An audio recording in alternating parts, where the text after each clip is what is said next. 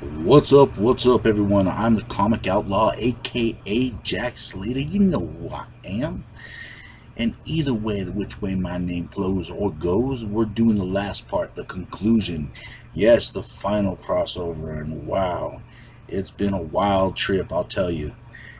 In this Spider-Man Unlimited. So this one's going to be a little longer, y'all. And to tell you the truth, I would have cut 4 issues out of this and then had 4 writers, man, because this thing has been one weird ride. But anyways, it's come down to Spider-Man, Venom, and Carnage. Because Carnage, surprise, surprise, lived through that blast that made him see all his demons and ghosts and past mistakes and made him feel his feelings. So he's kind of going crazy right now. And Venom's just going to town on him. I mean, Carnage kind of isn't right in his head. So Venom is trying to take advantage of that, but Carnage, of course, is Carnage. The symbiont is still stronger and faster than the Venom symbiont. Because every time these symbionts multiply, they get faster or stronger or a new ability, something of that nature. But Carnage, like I said, is mentally weak right now, and Venom is taking advantage of that. I love this. He rips his face off. I mean, literally, he rips the symbiont right off his face and kicks him. That is just all kinds of awesome. And of course, Carnage gets away, and Spider-Man's like, we can't kill him. We shouldn't do that. And Venom gives him a quick slap in the ribs and chases after Carnage, to go murder him, pull off his head, eat his brain, do whatever it is Venom does. So Spider-Man decides that he ought to go home. And we're having a conversation here between Not Spawn, aka Not Watch, and good old Morbius. And these guys, Morbius is kind of a good guy, a bad guy, since he drinks blood, and they're kind of wondering if they're going to meet his friend or foe the next time, because Morbius does like to cross that line. And of course, Mary Jane's at the hospital, and she's realizing all the people that were hurt, injured, and she's kind of realizing what Spider-Man does is his job, keeping people safe, because there would have been a lot more dead and a lot more injured if these heroes hadn't stepped in and did the job and fought back against Carnage. And of course, Peter's there, and she falls into his arms. I guess she's kind of in a forgiving mood right now, until Peter decides to tell her that Carnage is still out there. Man, this guy never has any good news, does he? But at any rate, I digress. We move on to the jail cell, the familiar jail cell, the jail cell that Eddie Brock and Cassidy shared together, where Venom came to the rescue of the symbiont and then left that little piece of what would become Carnage behind. And Carnage is freaking out, saying that he should have shivved Eddie when he had the chance and none of this would have happened. Of course, Carnage fires off some spikes at the guards, and Venom blocks it because he claims to be a protector of the innocent. He just murders the guilty now. So it makes it okay that he's a killer, in his mind. Like he just said, he chooses his victims more carefully instead of at random. Meanwhile, everyone's leaving the Osborn house, and I love this dirty stare from Harry Osborn's kid, because he knows Peter Parker's Spider-Man. He knows his father was the second King Green Goblin, and he knows that sometime in that point they both died, so revenge. But at any rate, Spider-Man has a talk with his dad, everyone's kind of cheering, orders kind of return to the streets, Venom's beating the hell out of Carnage. I guess everything's right with New York again. And of course, Peter and his father are talking about the differences between them, because Peter wants to believe in good. He believes in hope. He believes that there's more than just despair.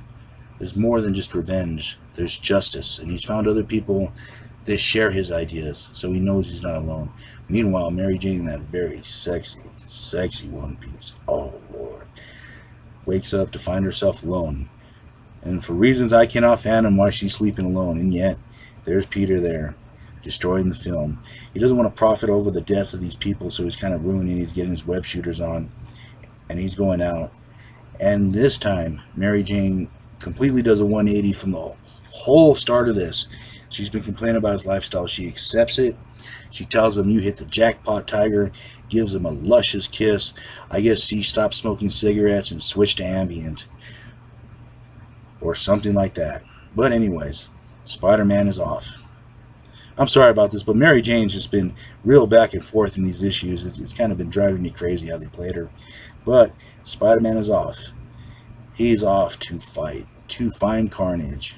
And Carnage at that orphanage, and his demons are kind of swarming him. Every bully, every nun, his abusive mother, everything that's ever haunted him is coming to him now, chasing him, yelling at him, reaching out into his mind and breaking him. And then the man that wants to break his body shows up, Venom. And Venom is not in a very merciful mood.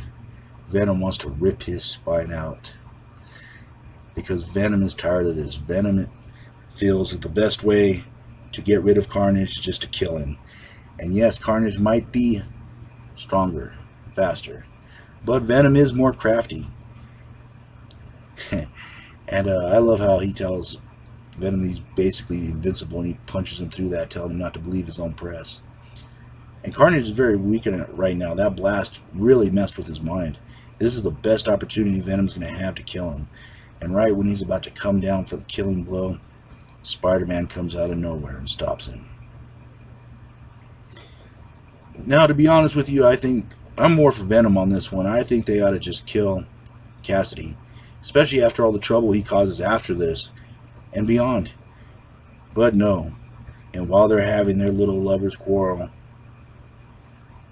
good old Carnage escapes.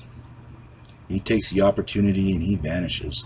Meanwhile, the very sexy Mary Jane gets a call from the very luscious Felicia Harding, wondering, checking in, seeing what's going on with Peter, because they used to date back in the day.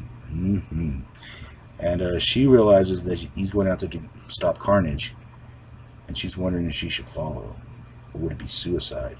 Meanwhile, Spider-Man and Venom are, of course, looking for Carnage, and this is the same cemetery they buried both Green Goblins in. And Carnage apparently is digging up his mom. Yes, you heard me. He's digging up his mom. And right when they stop him for getting in on the family reunion, he takes a shot at Venom and Spider-Man. And of course, Carnage is Carnage. He does have a lot of power, and he does manage to get Venom in a nice grip. Of course, Spider-Man blinds him. Venom takes the pot shot. And Venom right now is calling himself the Lethal Protector, which I always thought was a cool name. And right when he's about to bring the boom down, Spider-Man kind of stops him again.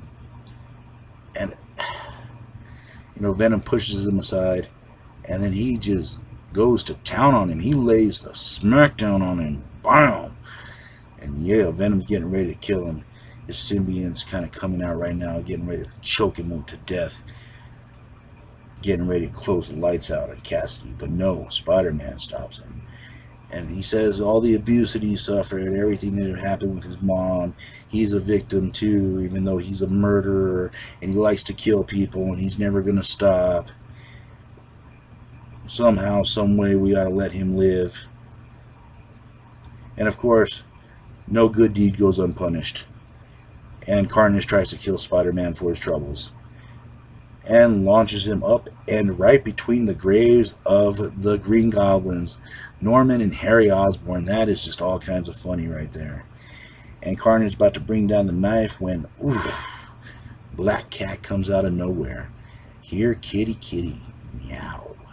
But anyways, she drop kicks Carnage, and of course, Carnage is on the run again, trying to get his head straight, trying to get it fixed, and most of all, trying to get that coffin, which he manages to get a hold of. And right when he's about to run away with the coffin and Mumsy, Venom just socks him one. Socks him another one. And one more time. Just for me, just for the comic outlaw. Wham! Right there. Yeah. And Carnage says there's one way to stop him. He jumps and hits the electric battery, and boom! Or his electric generator. Sorry about that. And boom! Yes. Venom and Carnage go up, and a nice big explosion. I love a good explosion, don't you? Anyways, there's a huge fire. They pull Cassidy's body out, and Venom manages to get away too, because Venom's crafty. Venom knows how to fake his death, and he feels that his job is done, and he's moving on to a greener pasture so he can spill blood on them. But anyways, they call the Avengers. They build a special containment for Carnage, and Spider-Man walks off, saving the day, walking between the graves of the Green Goblin, wondering what the future holds for Spider-Man. We'll find out, won't we? And as always, I'll catch you on the flip side.